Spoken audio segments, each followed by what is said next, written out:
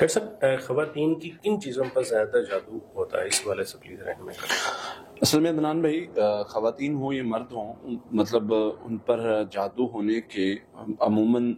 مطلب وہی طریقے اور ذرائع ہوتے ہیں جو خواتین میں ہوتے ہیں اور مردوں میں بھی ہوتے ہیں، لیکن خواتین میں کچھ چیزیں ایسی ہوتی ہیں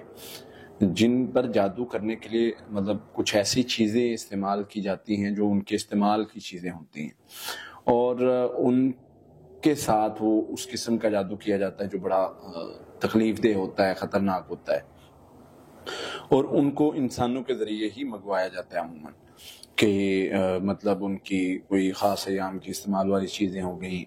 پھر اسی طرح سے بالوں کا، زیادہ تر بالوں کا جو ہے وہ جو اترے ہوئے بال ہوتے ہیں، پھر پسینے والا کپڑا ہو گیا، پھر اسی طرح سے مختلف چیزیں ہوتی ہیں۔ سوال یہ ہے کہ اتنی چیزیں ہیں، ہم کس کس چیز کو سنبھالیں؟ ضائع کرنے سے بچنے، ادھر بچیں ادھر بچیں، اتنا کچھ ہم کریں،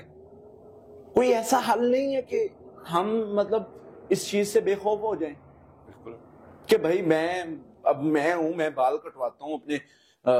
2-3 میرے ہیں جاننے والے سلون جہاں پر میں جا کے بال کٹواتا ہوں،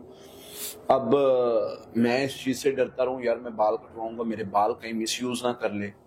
پھر میں ناخن کبھی جو ہے وہ میں آفس میں بیٹھا ہوں فری ہوں، میں گھر بیٹھا ہوں فری ہوں، میں فرائیڈے کو اپنا وہ فری میرا مطلب ٹائم ہوتا ہے، میں فیملی کو ٹائم مطلب کہیں بھی بیٹھ کے میں کاٹ کے پھینک دیتا ہوں، تو میں تو اس چیز سے خوف زدہ ہوں، آئے دھیان سے پھینکنے ہیں، ایسے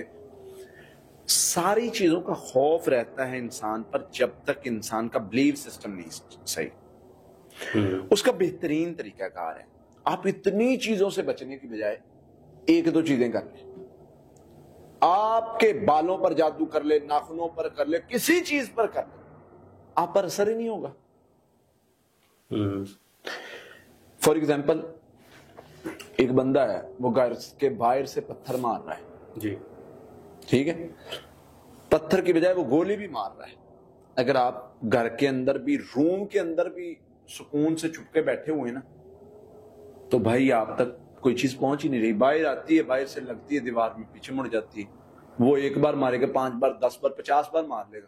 کیا ہوگا کہ یار اس کو تو کوئی فائدہ نہیں، اس کو اثر ہی نہیں ہونا، واپس بھاگ جائے گا، ٹھیک ہے۔ یہی طریقہ کار ہے، اگر آپ حفاظتی پڑھائی میں آ جاتے ہیں، وہ اس کے پاس بال ہیں، اس کے پاس تصویر ہے، اس کے پاس ناخن ہے، اس کے پاس کپڑا ہے، کچھ بھی ہے، اگر آپ اس دائرے میں آ جاتے ہیں نا، آپ محفوظ ہیں، کوئی شر آپ تک پہنچ ہی نہیں سکتا انشاءاللہ۔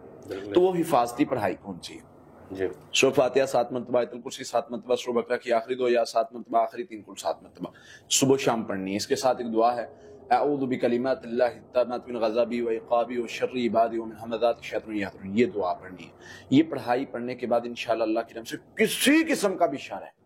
آپ محفوظ ہو جائیں گے، اللہ کی، آپ کو کوئی شر نہیں نقصان پہنچا سکے گا۔ تو یہ چیزیں اپنے اندر پیدا کریں، اور پھر دیکھیں اللہ تعالیٰ کیسے آپ کو خیر سے نوازتے ہیں اور شر سے محفوظ کرتے ہیں، اور کوئی جادو، کوئی قسم کا جادو آپ تک پہنچ نہیں سکے گا، آپ محفوظ رہیں گے انشاءاللہ۔ آمین، بہت شکریہ۔